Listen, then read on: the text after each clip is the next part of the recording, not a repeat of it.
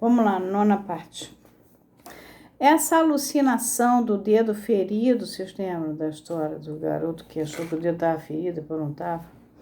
Foi instigada, conforme relatou mais tarde, pela história de uma conhecida sua que havia nascido com 6 dedos nos pés e tivera esse 6º dedo decepado em cada pé por um machado imediatamente após o nascimento. As mulheres então não tinham pênis porque este lhes era cortado ao nascer. Dessa maneira, chegou no período da neurose obsessiva a aceitar o que já havia aprendido durante o sonho, mas ao mesmo tempo havia rejeitado por meio de repressão. Recalque.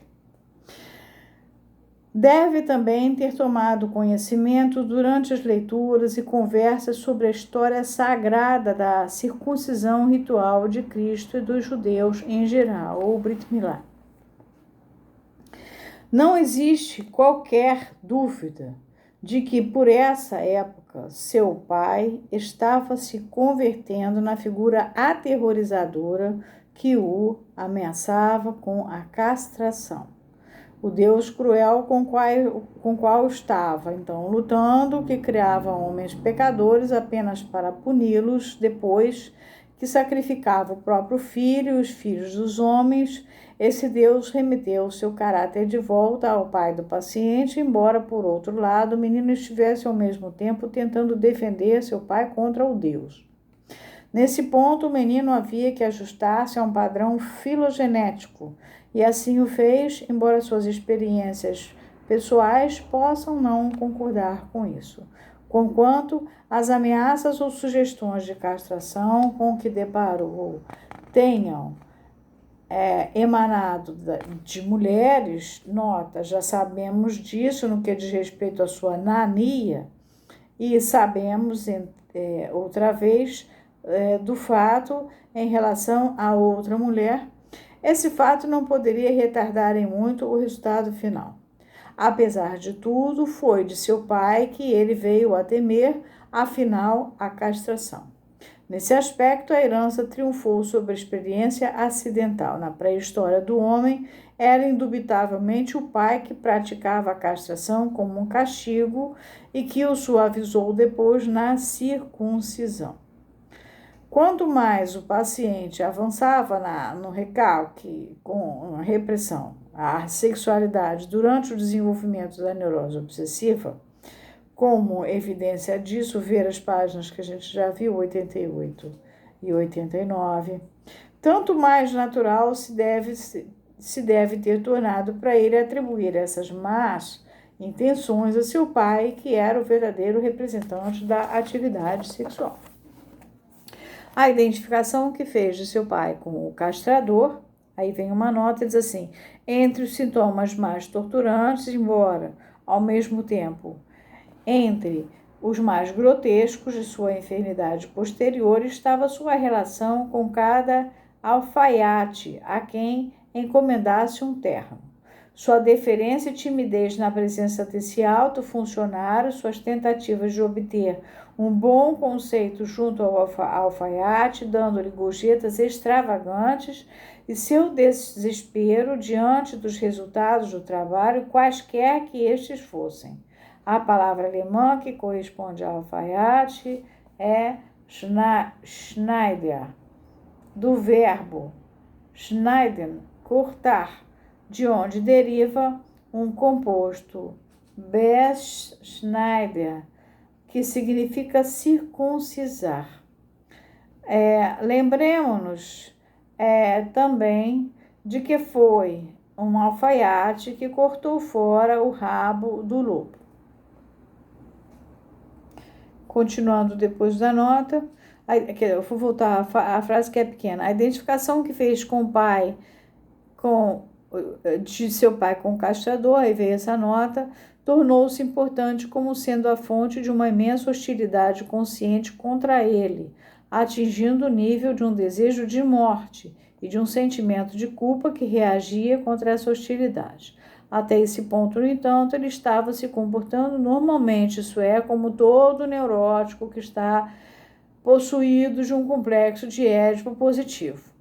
O mais surpreendente, contudo, é que, mesmo contra isso, havia uma contracorrente operando nele, a qual, pelo contrário, considerava o pai como aquele que havia sido castrado e que apelava, portanto, para a sua simpatia. Quando analisei o seu cerimonial de respirar para fora sempre que visse aleijados, mendigos e gente miserável, consegui mostrar que esse sintoma podia também remeter-se ao pai, a quem achou triste quando o visitou no sanatório, página 87. A análise tornou possível seguir essa trilha ainda mais remotamente.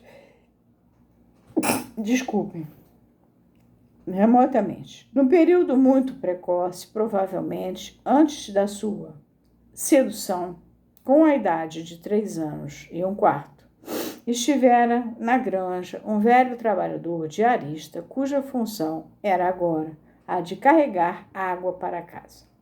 Não podia falar, porque sua língua fora, ao que parece, cortada fora. Era provavelmente um surdo-mudo. O menino gostava muito desse velho e sentia uma profunda pena dele. Quando o velho morreu, o menino procurou pôr ele no céu. Nota 2. Em relação a isso, posso mencionar alguns sonhos que teve após o sonho de ansiedade, porém enquanto ainda estava na primeira granja. Esses sonhos representavam a cena do coito como um evento que tinha lugar entre corpos celestes. Eis aí, então, o primeiro aleijado do qual se apiedou e como foi mostrado pelo contexto e pelo ponto em que o episódio aflorou na análise, um indubitável substituto paterno.